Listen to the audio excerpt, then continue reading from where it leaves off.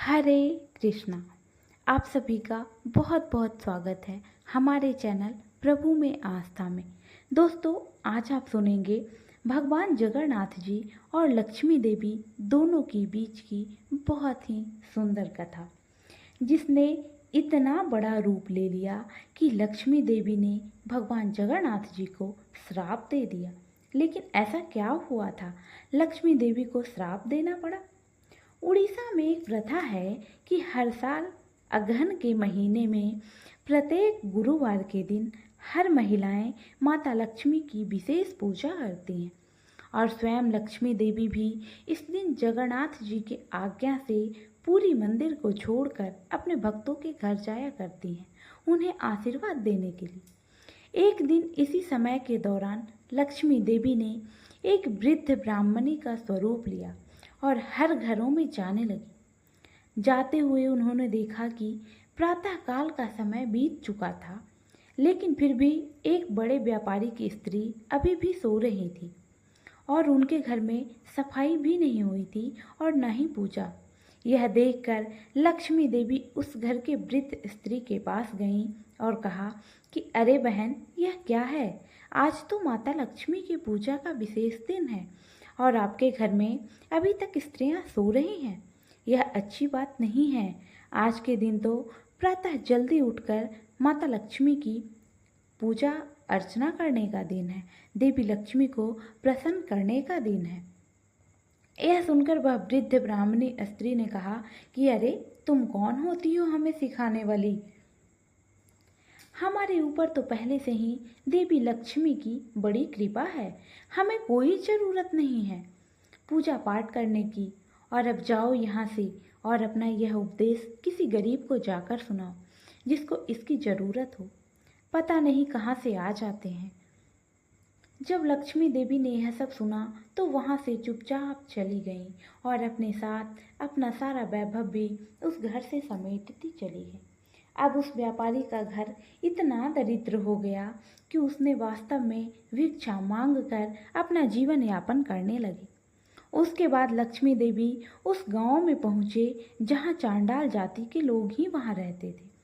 सिरिया चांडाल के घर में उन्होंने देखा कि सिरिया चांडाल प्रातः जल्दी उठ गई थी और अपने घर सफाई करके नहा धोकर माता लक्ष्मी की पूजा की तैयारी में लगी हुई थी।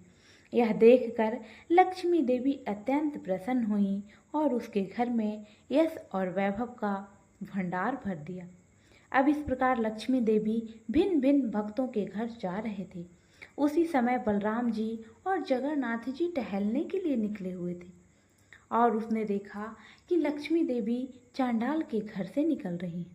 यह देखकर बड़े भैया बलराम जी को बहुत गुस्सा आया और उन्होंने जगन्नाथ जी से कहा कि देखो कान्हा, तुम्हारी पत्नी एक चांडाल के घर में जाकर आई है। क्या उसे नहीं पता कि ये लोग नीच जाति के होते हैं, अशुद्ध होते हैं और किसी भी नियम का पालन नहीं करते?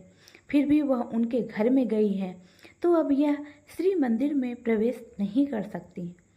इसलिए अब तुम्हें तुम्हारी पत्नी लक्ष्मी देवी का त्याग करना होगा। मैं आपको एक बात स्पष्ट करना चाहूँगी। देखिए, यहाँ पर चांडाल जाति का अर्थ अपितु जन्म से नहीं, कर्म से होता है। अपितु चांडाल कोई जन्म से निचली जाति नहीं है। ऐसे लोग तो वो हैं जो वैदिक धर्म का पालन नहीं करते, जो अवैध कार्य में लिप्त रहते हैं, फिर चाहे वो उच्च जाति के ब्राह्मण कुल में जन्मे हों या फिर निम्न जाति में। ये मत सोचिएगा कि बलराम जी निम्न जाति की उपेक्षा कर रहे हैं। चलिए अब आगे बढ़ते हैं। जब जगन्नाथ जी ने अपने भाई की इन बातों को सुना तो उन्हें बड़ा आश्चर्य हुआ। उन्होंने बड़े भैया बलराम जी को बहुत समझाने का प्रयास भी किया और कहा कि लेकिन भैया, लक्ष्मी देवी ने इसके लिए पहले से ही मुझसे अनुमति ले ली थी कि आज के दिन वो अपने भक्तों के घर जाएंगी और उनकी पूजा तो कोई भी कर सकता है। फिर वो एक ब्राह्मण और चांडाल में भेदभाव कैसे कर सकती हैं? ऐसा मत कहिए भैया। लेकिन नहीं, बड़े भैया तो बड़े भैया हैं। वे अपनी बात पर अड़े रहे और कहा कि मुझे कुछ नहीं सुनना, मैंने जो आदेश दे दिया उसका पालन करो।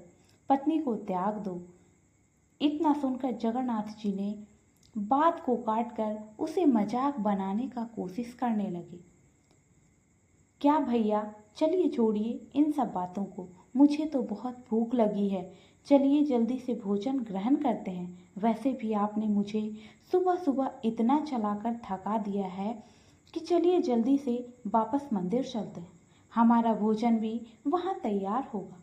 लेकिन नहीं, ये तो बड़े भैया हैं, उनको अपनी बातों में नहीं घुमा सकते। बस बलराम जी अपनी बात पर अड़े हुए थे। उन्होंने साफ साफ शब्दों में जगन्नाथ जी को अपना निर्णय सुना दिया कि देखो कान्हा, तुम मुझे इस प्रकार अब मूर्ख बनाने की और अपनी बात मनवाने की कोशिश मत करो।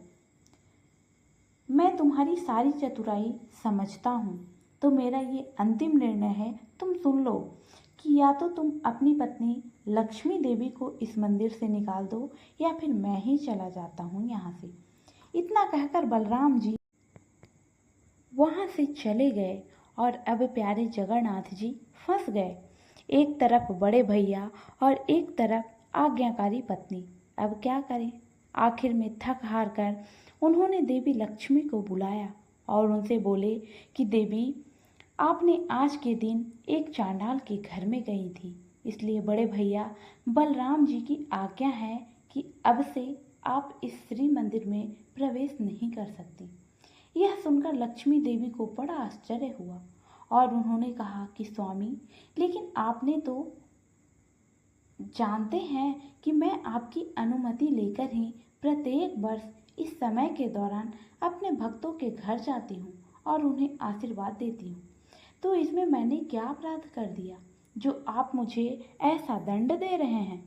और अगर कोई भूल हुई भी है तो आपने ही तो हमारे विवाह के पश्चात मेरे पिताजी को वचन दिया था कि आप मेरे 10 अपराध क्षमा करेंगे। तो फिर ये अचानक मुझे मंदिर से बाहर निकाल देने की आप कैसे सोच सकते हैं? स्वामी, अब जगन्नाथ जी के पास देवी लक्ष्मी के प्रश्नों का कोई उत्तर नहीं था। वे कुछ देर तक मौन रहे और उनके मौन के पीछे का कारण था कि वे अपने बड़े भाई के सामने भी लाचार थे।